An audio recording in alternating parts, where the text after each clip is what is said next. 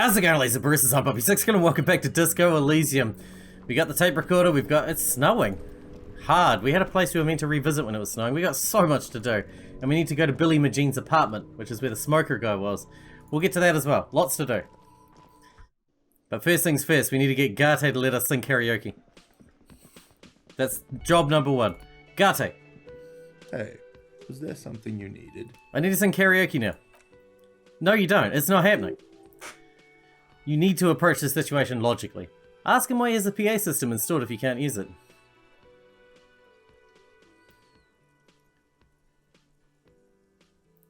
It's part of my quest of self-discovery. Help me. Whirling's not a charity or a musical therapy clinic. It's a commercial establishment. You're going to scare the customers away. Why do you have the PA system if no one's going to use it? It's for the... He begins confidently, but then stumbles on his own words. It's for no one. It's a prop. I'm not letting anyone use it after the great karaoke catastrophe of 44. What happened in 44? A lot of people got killed because some arsehole wanted to sing karaoke. When was the last time you had a band play here? It's not for bands, it's for clients. Some clients, okay? I'm a real client. I've paid my bills, and I have a right to use the karaoke machine. Ha! Well, he comes up with a counter-argument. We don't have any tapes. They all got stolen. That's alright, I got my own song with me. The man in the vest and the violet shirt stares at the tape. You've just given him. He begins to frown. Hard. Fine. Fine. Climb on stage and do your thing. Just get out of my hair. He shakes the tape at you. I'll plug it in for you. Damn this karaoke machine. I'm having it uninstalled. He mumbles to himself. Yes! Let's rock this shit. The stage is all set up for your performance. Feel silent. You can hear the pallet creak under your feet. You feel a little dizzy, a little unsteady. Suddenly... So, are you ready for your thing now? Let me know when I should turn on the karaoke carousel. We need to boost our drama. Look at the room first. It's still early. Faint daylight is seeping through the dining hall. All the tables have been wiped pristine clean for the customers to come. Someone's making coffee in the kitchen, but aside from that, no one's really around yet. Be a much better idea to perform in the evening, no? Yes, you can always do it in the evening. It'll be less scary with a lot of people. What? Less scary with a lot... Test. Immediately, a loud feedback noise startles the room. You feel like an amateur. How are you supposed to hold the mic? Should you just sing into it? Where should you stand? Does someone feel like throwing up? I do. A little. Oh crap, that dropped. Look, Kim, I'm gonna sing karaoke. I could see that. Well, you turn steps away from the stage, ready for your performance. God damn it, I ruined it. Now hang on, I gotta put that tie on. It'll be less scary with more people. How did they figure that? I'm gonna rock this place. Gonna rock it! It's gonna be awesome. -1 drama. We need drama. There you go. Boom. Oh, I look fantastic, don't I? With the mesh top. Oh my god. So sexy. So sexy. I don't look at all like a big tosser. Oh, I got this jacket as well, though. Nah, we gotta go with the, we gotta go with the kimono, right? It's way too awesome to not use that. Oh, let's do this. I'm gonna destroy this room. Boom, 83. Are you serious? The air is thick with anticipation. The tape clicks into the carousel and then the music starts. God, a lump's in your throat suddenly. I failed? At 83%? Jesus, if I hadn't made that mess up, that would have been like 90-something%. Bugger.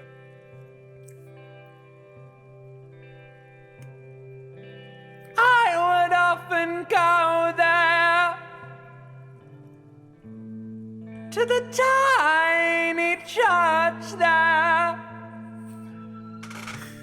The smallest church in Sanson. Though it once was larger. How the real may rest there. Well, I messed up. I'm sorry. Down through the mist there. Towards the Seven Sisters. towards those pale cliffs there. I would often stay there in the tiny yard there. I have been so glad here. I like how we're carrying that Looking giant crowbar forward thing to too. the past here. But now you're all alone. None of this matters. And all.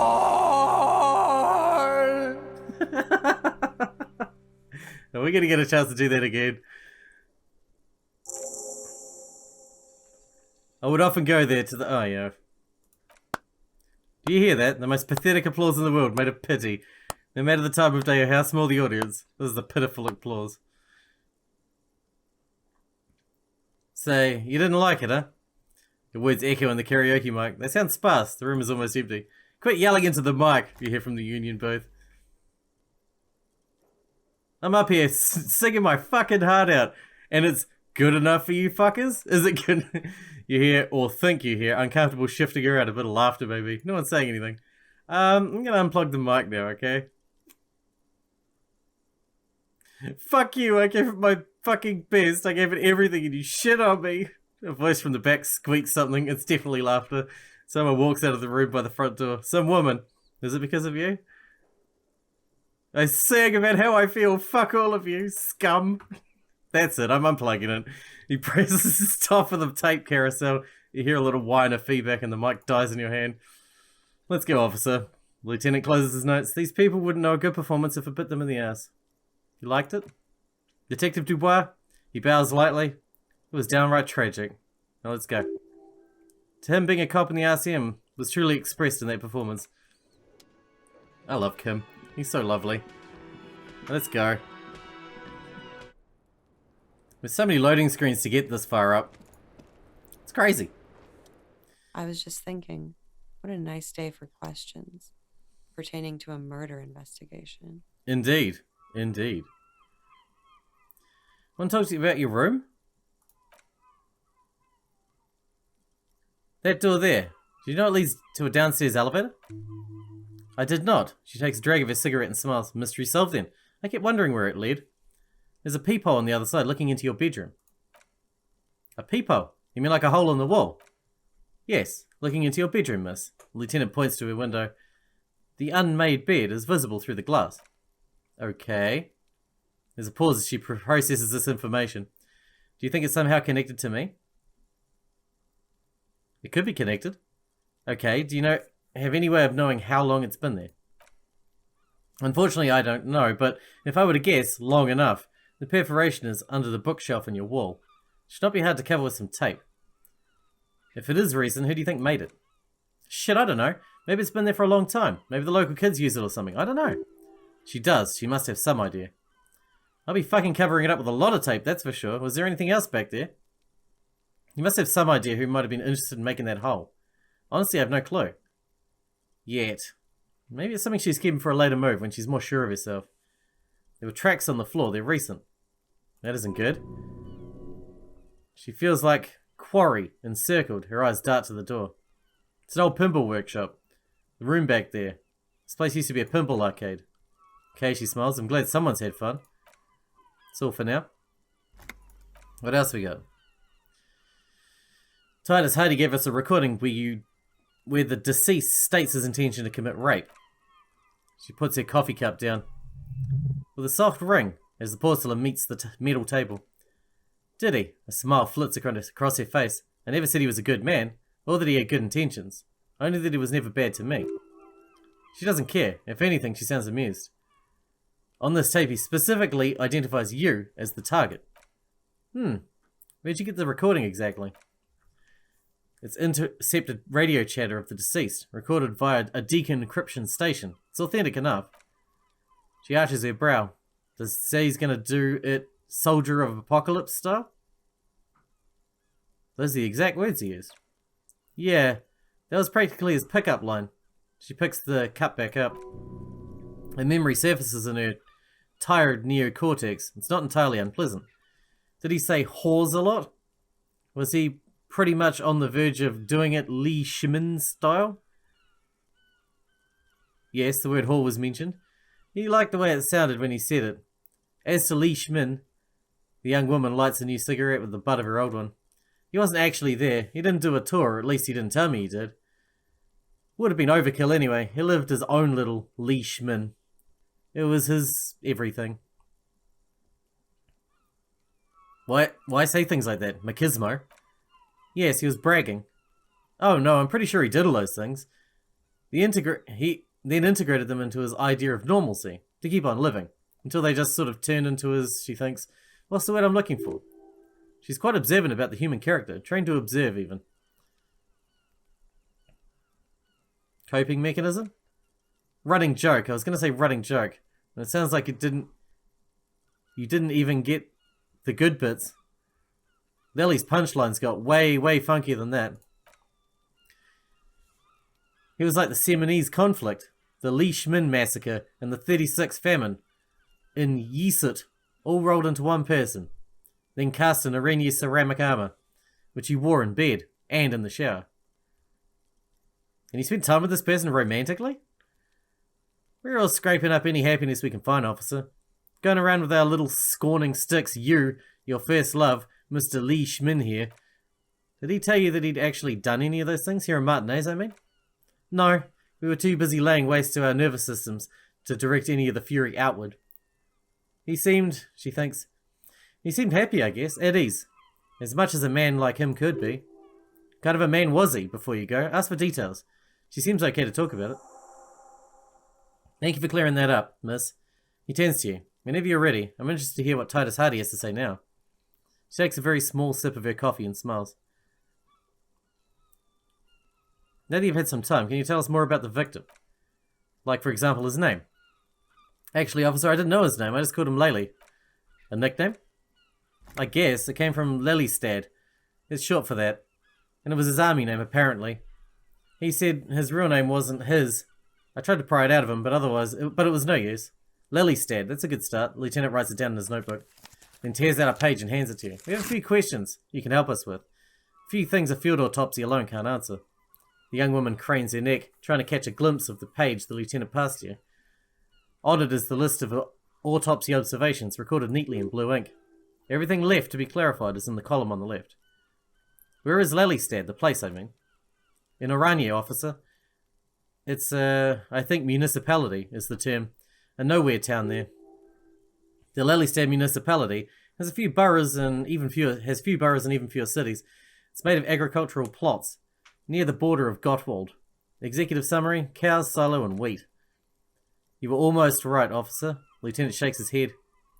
Like you just missed a shot in the darts. That means his race was Occidental, not Mondial.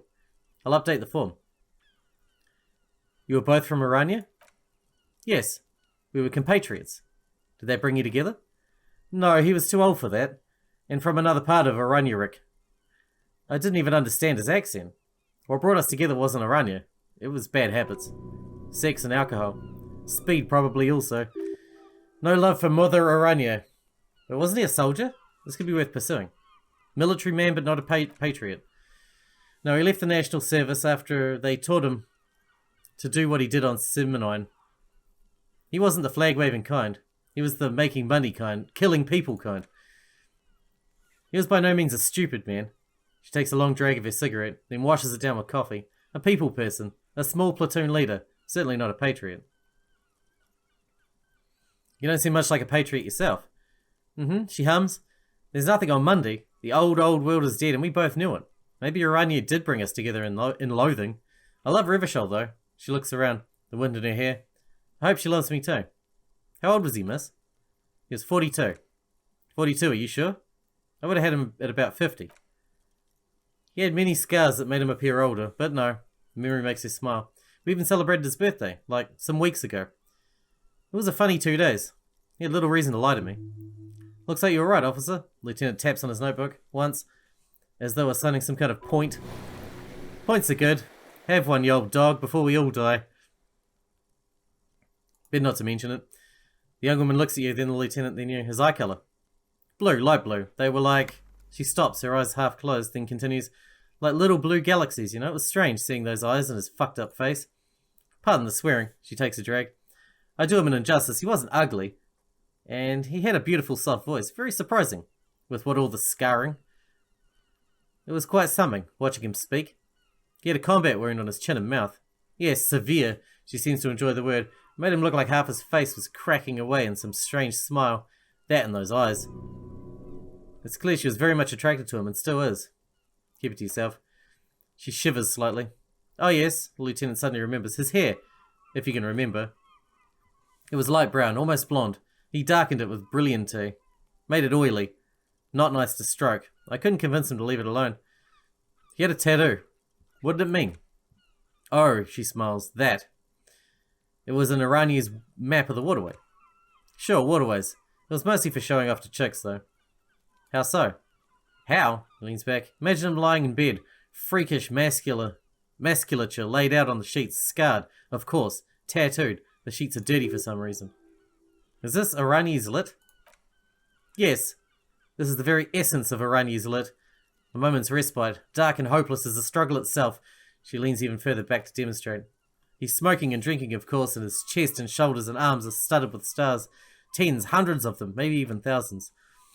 And the woman goes like... She points at the air with her sharp-nailed finger, pointing out an imaginary tattoo scar. What was this, baby?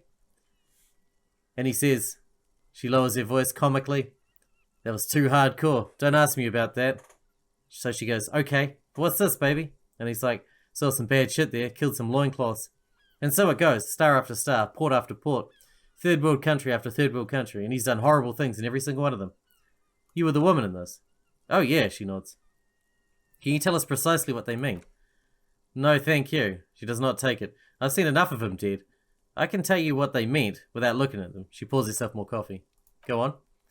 He was a blue-eyed boy with thick arms from a small town. He was also poor, and the government of Iranian needed some people killed. So they turned him into a grotesque killer for money. He went to Killer Academy in Vredfort, and then he killed some people on Seminine Island. And some other islands too. All of the islands. After this, he came to Revachol and got killed himself. Thanks for clearing that up. She looks over her shoulder to the sea. Then back at you, smiling faintly. Change the topic, perhaps? I think we're done. Alright, the lieutenant puts a slip back in his notes and observes the young woman for a moment. Cool, gracefully, she pours herself more coffee.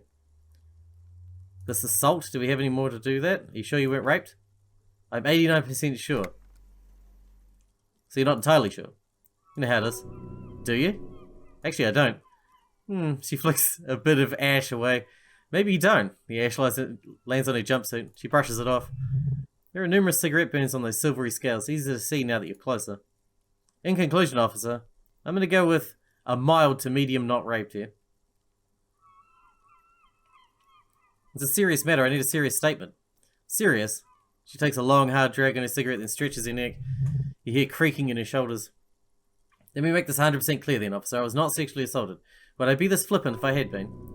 You? Maybe. I don't know. Wait, stop. That man, bloated beyond all recognition, was 42. That's what he said. She said, yeah. Below the damage, the weeks of decomposition, and the swollen indignity of morality, he was 42 years old. Where is this going? How old are you? That's where this is going. 45 litres of raw alcohol has left its disfigurements. What lies beneath, you wonder? Kim, how old do you think I am? Huh? The lieutenant isn't quite sure he heard you. How old do I look? How old? 58?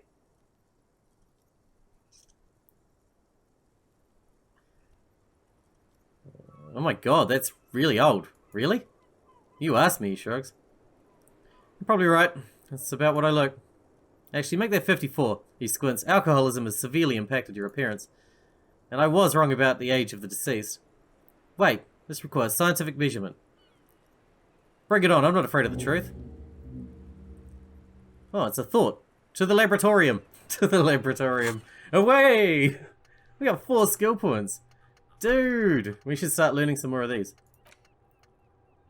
Date of birth generator. Body feels like it's 60. Your face looks like you're 58 and your body looks like you're 60. Should we unlock some more of these? I kind of need these for skill points though. I don't really know what to do. Let's just go for now. Alright, we gotta talk to Titus Hardy. My god, so many loading screens to get back and forth between her and here. The clowns are still hanging around. What is it now? So I talked to Classy about the tape. And nothing. She stands by what she said. That fucking fucker. He stares at his beer for 2 seconds intently, then turns to you. You're the worst cops in Revachol. I gave you gold on that tape. That fucker wasn't aimed at you, it was at her.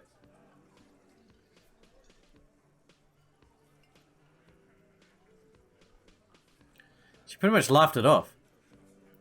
Fucking fuckity fucker. He shakes his head in disbelief. And what did she say then? That it's fine? People are supposed to be like that? If anything, she seemed turned on by the whole door gunning thing. Yes, in fact. The lieutenant looks at you, then him. I think she thought it was a little funny. Funny?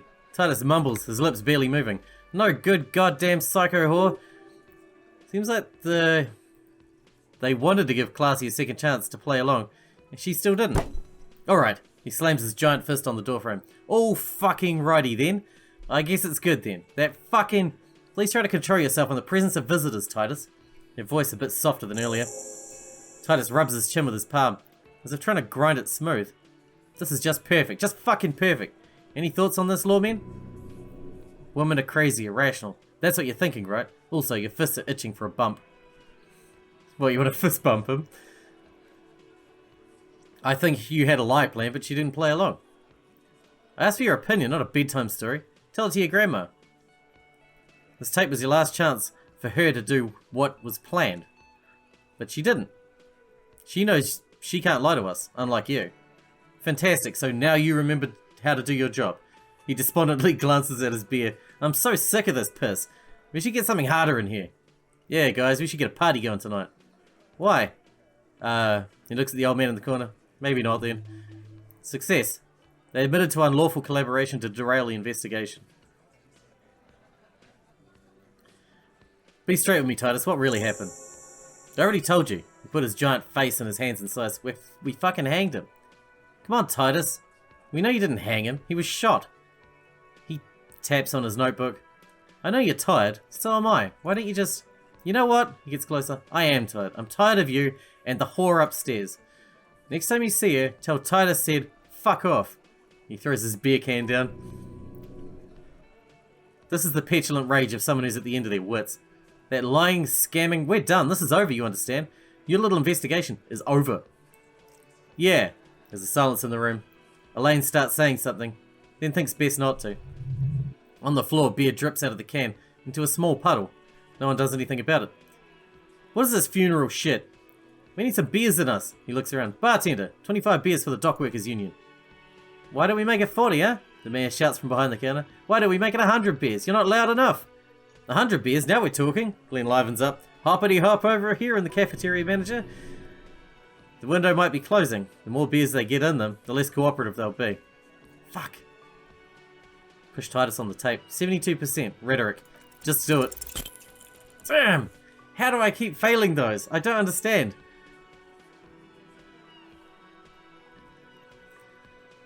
Shit. 72%. How do I fail that?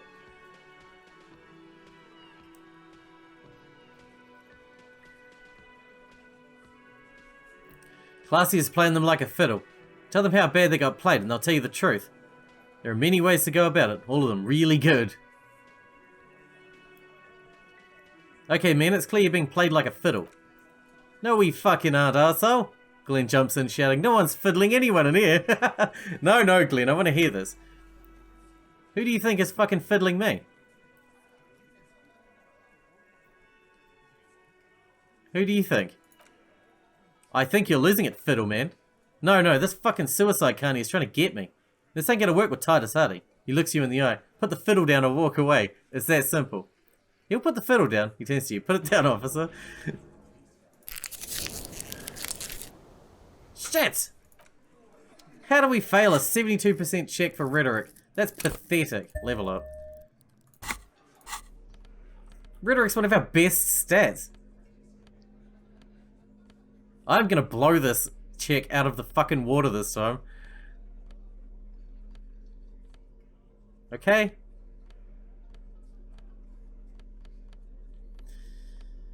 There you go, +1 rhetoric.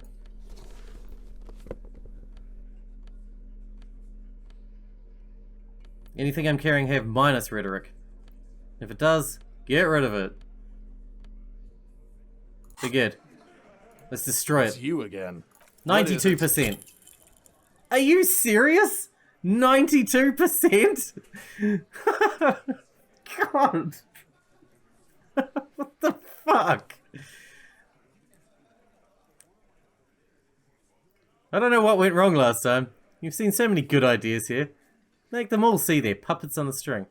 You guys are always telling me they're good. And they aren't. Those are the other guys. My shit is solid gold. You can trust me.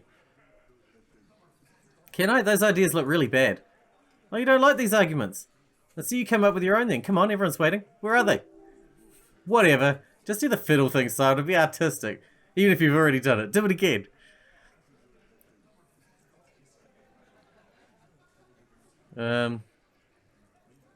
Okay, let's do the fiddle again.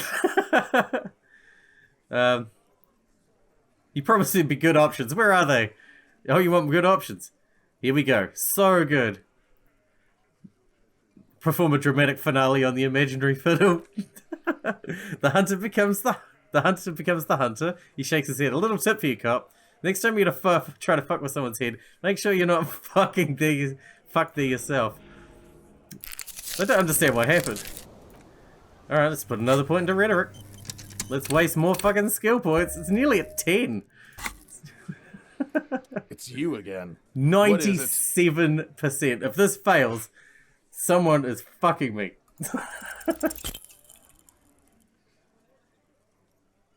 Are you serious? What is going on? Whisper the lieutenant. Kim, I can't keep doing this. You take the wheel. The lieutenant inclines his head only slightly. Thanks for your time, Titus. Case closed. He takes out his notebook and writes a few words. Let's go, officer. Huh? You look surprised. Really? We're ready to begin our transport. I've already started, actually. He turns back to his notebook and writes as he speaks. In Martinez, they just kill you because they don't like you. Yeah, let them know. The little guy slams his fist on the table. We'll kill you dead. Because they like killing.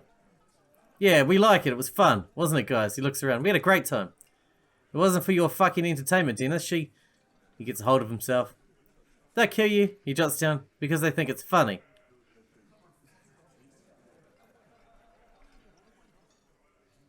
Just hang you, shoot you, whatever. They can't even remember. It wasn't that. It wasn't... The fat man says in a wheeze. You didn't shoot him. That's it. That's the weak one. You flushed him out. Now go in for the...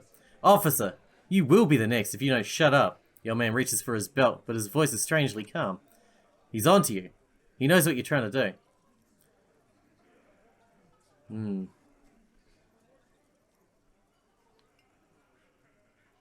Let's do Angus. Or what? You're gonna fucking kill me like you killed him for no fucking reason. We didn't kill him. We didn't even hang him. He was dead when... He takes a breath, wheezing. Shut up, Angus. He was dead before you hanged him. Fatty. Little guy hits Angus on the back of the head. A loud slap. Say one more thing to the cops and I'll... Dennis, Titus roars. Stand down or I'll beat your head in. Theo, he points to the old man. Take your hand off the belt. This isn't 31. I've got this under control. The room falls quiet. So quiet you can hear Angus wheeze. Angie, where's your goddamn inhaler? You sound like you're dying. I left it at home. I can't get it. I'm too fucked. He grabs his chest. I'm sorry. Why are you so fucking fat, Angus? Lizzie snaps at him. Next it'll be... Now it's all pointless because of you. You wasted my time. I told you, Titus. He turns to him. I told you just to give her up. Lizzie. He turns to the fixer. Your help is no longer needed here. Go tell Everett. Fine. I'll tell him. After a long walk along the coast, she walks off without looking back. You're in. He's all yours. Questions? Kim, we did it. The lieutenant gives a smile only you can see. So you didn't kill him. He was already dead. He nods. You hanged the corpse to cover up the real cause of death, the bullet in his head. Another nod. Why? Because the girls asked us to. They were in some shit. Girls plural. There's another girl. 2 of them. Take note of this. They'll probably say more about her later. Did she kill her? Cop, I have no idea. The girl didn't say. What happened Sunday night? Classy came down. He points to the stairs. She seemed really out of it, drugged up, even more than usual. Bug-eyed and gurning, you know, not in a fun way. It looked like she'd re-dosed after something went down. I've seen that look before. She was scared. I knew someone had died. How did you know? I've done this job for 10 years. I've seen it before. It's the politician in the motel room with the dead hooker scenario, only in reverse. Good analogy, boss. The rat-faced man snickers. You don't get to talk yet, Shanky. He points at him. You're still on the bench. And you keep taking it easy too, Angus. He turns back to you. That's okay. With the fat man still wheezing there, he couldn't speak if he wanted to. What happened then? We went upstairs, sure as day the merc was dead, and there was a bullet hole through the window. Fucking... He scratches his chin. Dirty sheets and bottles everywhere. He means they'd been fucking? Tibbs patched the window and the corpse we hanged. Who's Tibbs, the 8th Hardy? Nah, he's my brother. He's in the window replacement business. If Classy didn't kill him, why the cover-up? You may have noticed our girls in some shit of her own. I didn't notice anything. What kind of shit are we talking about? The can't show up on police radar kind. There are people after her from the old world where she came from. These people, who are they? They're powerful. He looks out the window. Connected to the moral intern. She's clearly afraid for her life. Says if she showed up in your system, she'd be ghosted away. That's all he knows. That's all she's told him. Then why would you help someone like that? By taking on a murder? Why would I? He shrugs. I guess we all abide all sorts of runaways and losers here. It's a Martinez thing. So who killed the merc then? Any leads? Not yet, just some ideas. She said the shot came from outside, behind the window somewhere, so that's a clue. What are you thinking? I'm thinking someone's past caught up with them, either his or hers. Hers, you mean? I mean the people after Classy. Maybe the shot missed. Maybe it was meant for her? I like that, the young guy nods. Been thinking the same thing myself. And you had ideas about his past too? I do. One of those mercenary buddies of his could have done it. They've got guns, training, years of bad blood probably, or it could have been someone else from Krenel. He pauses to think. Tell you what I'd do. Check out the coast for vantage points. Maybe consult with a ballistics buddy of mine. That's what I'd do. If I wasn't too busy doing this clown dance with you. These theories not bad. Don't buy either one, but still, the guy's not as dumb as he looks. Whose idea was it to hang him anyway? Hers, in a manner of speaking. Remember the 2 girls? You may have been talking about the other one. Earlier you said the girls asked for your help. Who was the other girl? That's right, he blinks. It was her idea to hang him. I liked it. For political reasons. It sent a good message. It's her, isn't it? The missing 8th Hardy. That's the other girl. The big guy turns to Glenn, who's about to say something. The blonde guy shuts his mouth before a word escapes. I'll say it again. Titus turns to you. All the Hardy boys are right here, cop. That woman is just affiliated with the Hardy boys. You don't know her anyway. You know it's okay for there to be a Hardy girl, Titus. His face sits like concrete. He shakes his head solemnly. We're Hardy boys. That's it. Sure, but can you tell me anything about this affiliate? Name? Location? Nope, he says. You're not getting to her. It's Classy you want to talk to. Sorry I made you guys fight. Me too. Thanks for this, Titus. I'll go talk to her for the last time. You do that. He grabs his beer and swills it in his hand. He thinks of something. Hey, cop, before you go. Suddenly the wind picks up outside. You hear it rattling the large windows in their frames. He carries newspapers circling the whirling in rags in a warm column. He looks up. Classy came to Martinez to hide. Many of us did. This is where you wash up when there's nowhere left to go. The Union takes you in. Now. She's refused that protection, but you'd still prefer if we didn't take her away. That's right. If we didn't take care of the people who ended up here, it's supposed to just be a couple of ruins and some cargo containers. I'll take that into account. The lieutenant slides his notebook into his coat pocket and turns to leave. Alright. We are out of time again. Another day, another out of time. Confront Classy with the Hardy Boys story. We have to talk to Classy about Sunday night when Kim's not around. And we still need to talk about Billy Magine. What's the time? It's only 1 o'clock. We got lots of time today. We need to get our dice from the dice maker. We got a lot to... And we still got to talk to that guy on the coast. Hopefully we'll get to that next time we get out there. Till then, I hope you guys enjoyed it. Thanks for watching. Thanks for hanging out with me, and I'll see you in the next one.